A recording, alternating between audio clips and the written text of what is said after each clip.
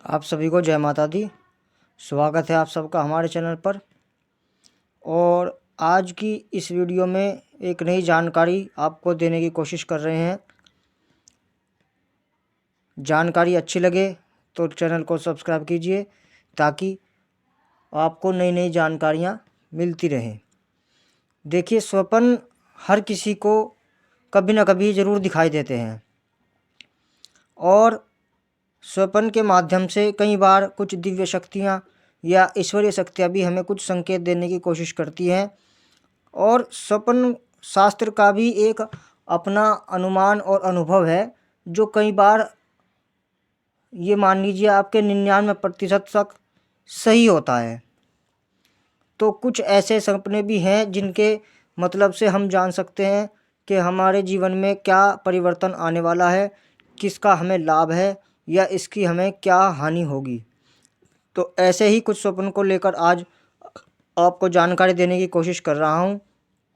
इसमें सबसे पहला एक नंबर 1 पर स्वप्न आता है।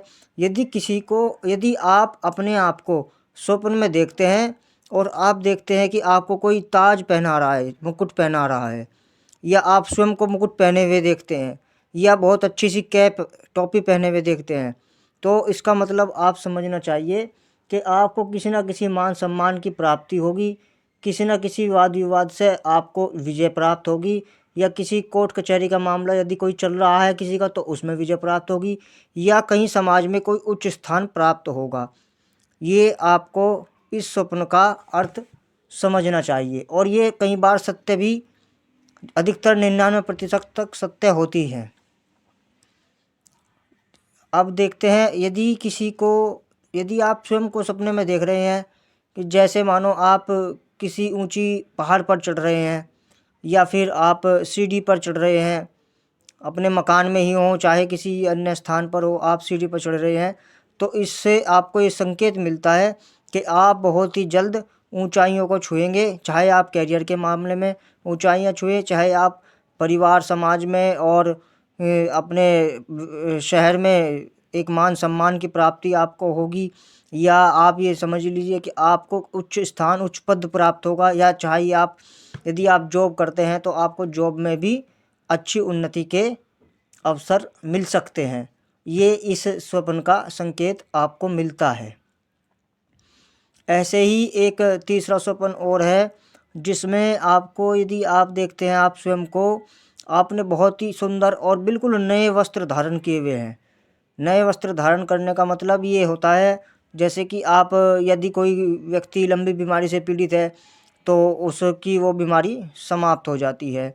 यदि किसी को कोई पुरानी उलझनों में फंसा है, किसी चीज़ का उसको रास्ता नहीं मिल रहा है, या किसी चीज़ का उसके समाधान उसके सामने नहीं हो पा रहा है, या कई समस्याओं से घिरा हुआ है, जो समस्याएं उसको ये लगता है कि वे समस्याएं हल होंगी ही नहीं, तो कहीं ना कहीं उन समस्याओं को हल होने का भी समय ये समझना चाहिए कि नज़दीक है और उन समस्याओं से भी आपको छुटकारा मिलने वाला है।